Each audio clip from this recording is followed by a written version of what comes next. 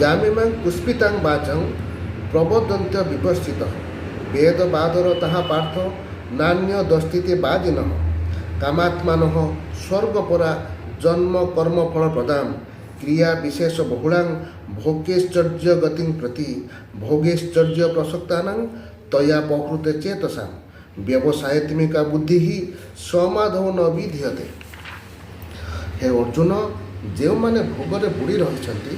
जो माने कर्मफलर प्रशंसा करुवा वेद वाक्य प्रीति रखती जो मानकर बुद्धि स्वर्ग ही परम प्राप्य वस्तु